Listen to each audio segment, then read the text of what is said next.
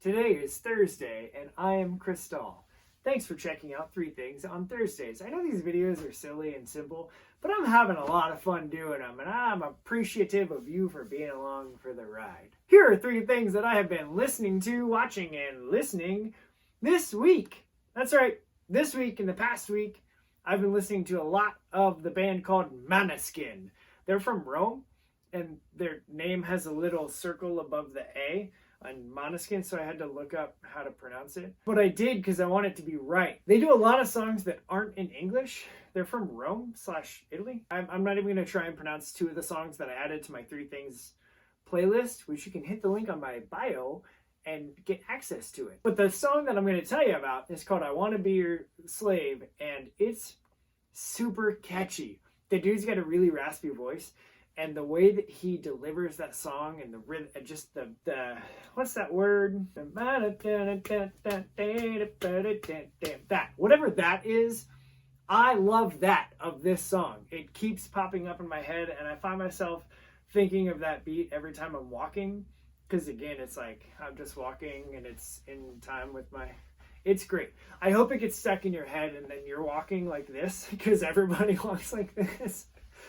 And you think of this song and you thank me. That's what I want to happen. But they're awesome. They're super gritty. They've got like a guitar rock / rap rock / almost funk feel to them, because their grooves are so catchy and they're fantastic. So check them out. Måneskin. I Googled it. The book that I read this week, one of many, but this one jumped at the front of the line. It's called Berserker. It's by Keanu Reeves and Matt Kint. This is the highest grossing comic book in Kickstarter history. Now, I don't know how many comic books have been on Kickstarter, but to be the highest grossing one is pretty cool. I didn't expect this to be as gory as it is. But what?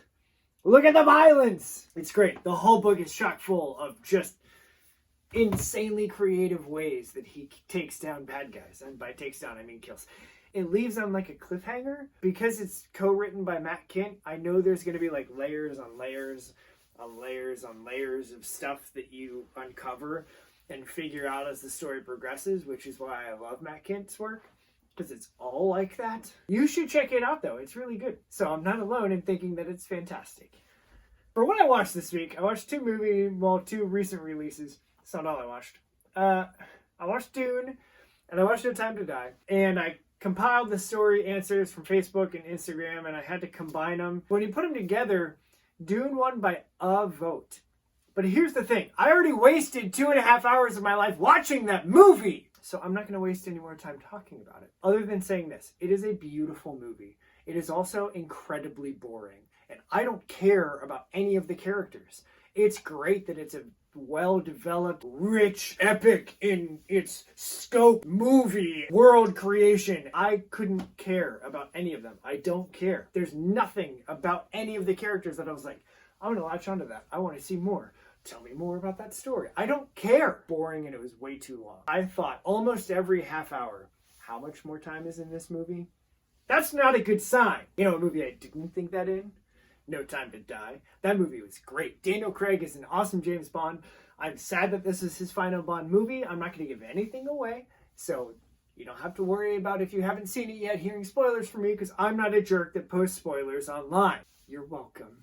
The movie on its own had a really great villain that you could understand and you could get behind and you could support and see where he's coming from. And it had a myriad of new characters that they introduced, as well as returning favorites like Q and M. If you ignore what happens after the credits, everything that they did makes sense to give Daniel Craig a really fantastic, strong send-off. If you think about what happened after the credits, it makes you question a lot of the choices that they made in the movie, which then destabilizes the thought of, this is a very well thought out and executed movie. So I'm just going to ignore what happened after the credits. I liked it. The action was great. It was fast. It was intense. The car had machine guns coming out of its headlights. That's what? Bond cars are the best. I'm sad that Daniel Craig is not going to be James Bond anymore. I'm curious to see where the franchise goes next. But No Time to Die was a much better movie than Dune was.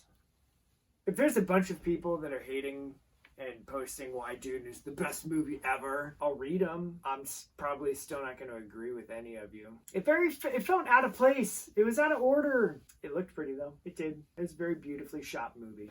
Aesthetically, I was happy. I just would rather look at Dune Perfect Shots on Twitter and see screen caps of it and go, that's a very pretty shot from a movie, than have to sit through 2.5 hours of watching it play out. Okay, I said I was going to talk about it, and then I kind of did. For the 52% of you that voted for Dune, you're welcome. I hope that gave you exactly what you were hoping for. But those are 3 things that I listened to, watched, and read this past week. Let me know what you think. I'll talk to you next week. Okay, bye!